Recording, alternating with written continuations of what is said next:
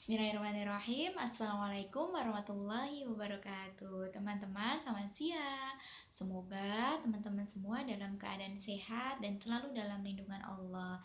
Dan tentunya teman-teman semua juga harus tetap semangat. Baik, alhamdulillah teman-teman berjumpa kembali dengan Bu Yuni. Insya Allah Bu Yuni akan menyampaikan materi muatan bahasa Indonesia.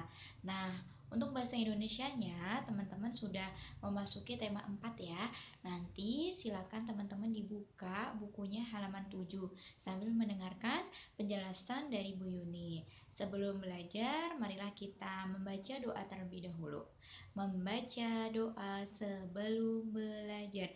Bismillahirrahmanirrahim. Rabbi zidni ilman warzuqni fahman. Amin. Ya Allah, tambahkanlah ilmuku dan berilah pemahaman kepadaku. Insya Allah. Nah, teman-teman, disimak dengan baik-baik ya penjelasan dari Bu Yuni. Selamat belajar. Teman-teman tahu pengertian dari pantun?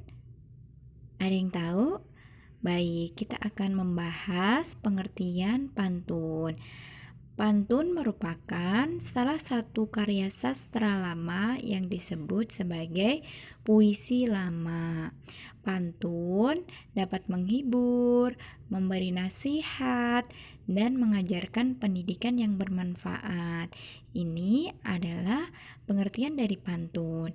Kata kunci yang harus teman-teman pahami bahwa pantun ini merupakan karya sastra lama atau bisa disebut dengan puisi lama ya. Kemudian teman-teman juga setidaknya sudah pernah mendengarkan pantun kan ya. Bukan hanya di pembelajaran bahasa Indonesia, akan tetapi teman-teman juga sering mendengarkan di acara-acara komedi ya di stasiun TV gitu. Dan pantun itu dikenal dari berbagai bahasa. Kita lanjut. Pantun pada awalnya dikenal sebagai sastra lisan teman-teman. Nah, kemudian pantun termaksud ke dalam sastra tulisan. Selanjutnya kita akan membahas ciri-ciri pantun. Ayo teman-teman, ada yang masih ingat nggak apa ciri-ciri pantun? Ada yang ingat? Ya, betul. Khusus untuk pantun puisi lama yang satu ini memiliki ciri khas yang kuat, yaitu ciri yang pertama, tiap bait terdiri dari 4 baris. Jadi selalu terdiri dari 4 baris. Kemudian barisan pada kata-kata pantun disebut juga dengan larik. Nah, teman-teman, tadi ya yang awal yang udah Bu Yuni sampaikan bahwa pantun ini awalnya tidak dituliskan, akan tetapi disampaikan secara lisan. Oleh karena itu, tiap baris pantun ditulis dengan singkat, namun tetap pada isinya ya.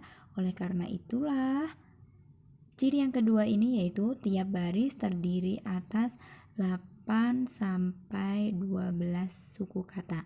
Jadi maksimal yaitu 12 suku kata. Ini adalah ciri pantun yang kedua. Selanjutnya ciri yang ketiga yaitu rima akhir setiap baris yaitu AB AB atau bersajak AB AB. Maksudnya apa? Maksudnya yaitu ada kesamaan bunyi antara baris pertama dengan baris ketiga dan persamaan bunyi baris kedua dan keempat. Jadi, kesamaan bunyi ini selalu bersamaan dengan sampiran dan isi. Selalu berpasangan ya teman-teman. Sampiran baris ke-1 pasti berpasangan dengan sampiran baris kedua. Baik teman-teman, selanjutnya yaitu ciri yang keempat, baris pertama dan kedua merupakan sebuah sampiran. Untuk penempatannya, sampiran akan selalu ada pada baris ke-1 dan 2 ya. Kemudian ciri yang kelima yaitu baris ketiga dan keempat disebut sebagai isi. Nah, ini posisi baris ketiga dan empat ini merupakan isi dari sebuah pantun. Jadi teman-teman harus diingat, jangan sampai tertukar. Nah, teman-teman, sekarang perhatikan contoh pantun berikut. Bu Yuni punya pantun ya.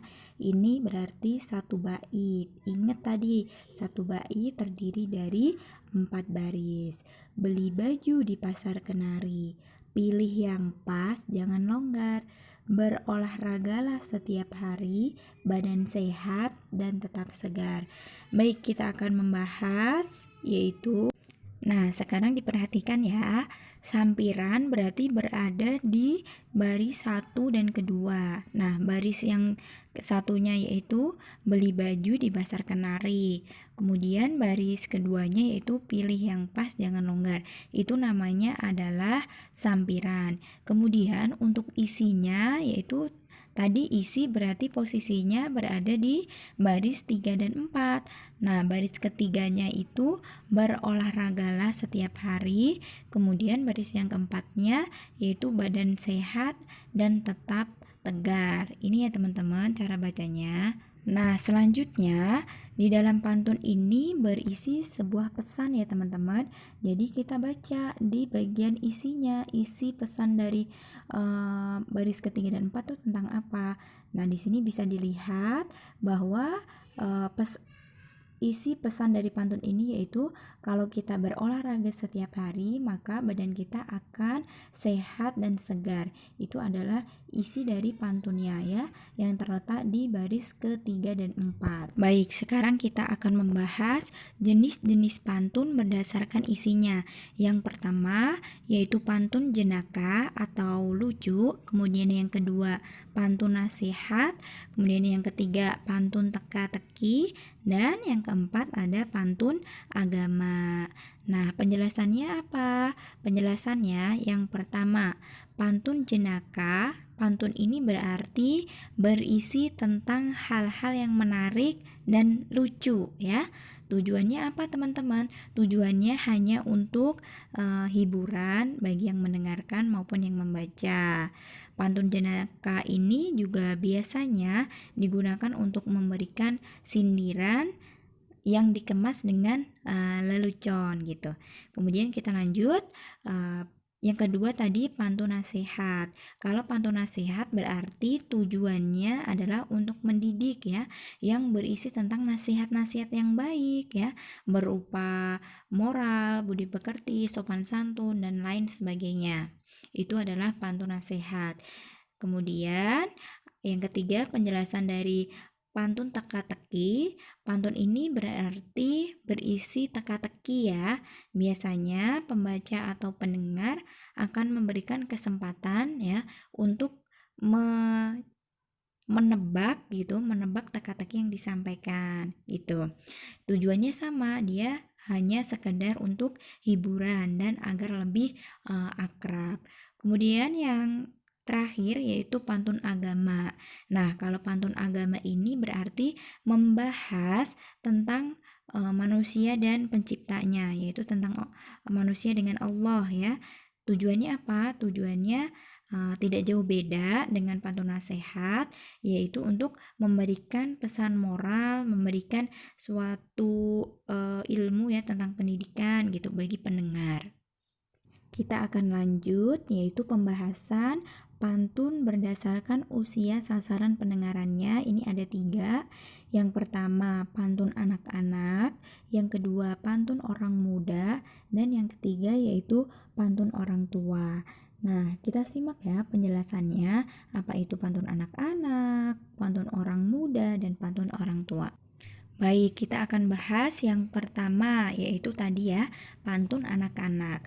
Nah, pantun anak-anak ini berisi tentang kehidupan pada masa kanak-kanak ya, pada masa anak-anak yang menggambarkan suasana sukacita maupun duka cita ya. Tentunya isinya ini akan lebih ringan dan menyenangkan bagi anak-anak gitu ya, untuk lebih mengakrabkan, kemudian juga memberikan nilai moral bagi anak-anak. Penjelasan yang kedua yaitu tentang pantun orang muda. Pantun orang muda ini berhubungan dengan kehidupan pada masa muda ya. Biasanya isi pantunnya bermakna tentang perkenalan, kemudian perasaan kasih sayang gitu. Kemudian yang terakhir yaitu pantun orang tua. Pantun orang tua berisi tentang hal-hal yang berhubungan dengan orang tua, yaitu tentang agama, adat istiadat, budaya, dan nasihat. Itu ya teman-teman, itu adalah penjelasan dari pantun berdasarkan usia pendengar. Nah, itu ya teman-teman, setelah kita mempelajari pengertian dari pantun, kemudian ciri-ciri dari pantun itu apa, kemudian jenis-jenis pantun. Nah, sekarang kita dapat mengambil refleksi dari pembelajaran pada siang hari ini, yaitu pada zaman dahulu pun ya, pantun juga digunakan untuk menasihati orang lain dalam masalah kebenaran dan kebaikan.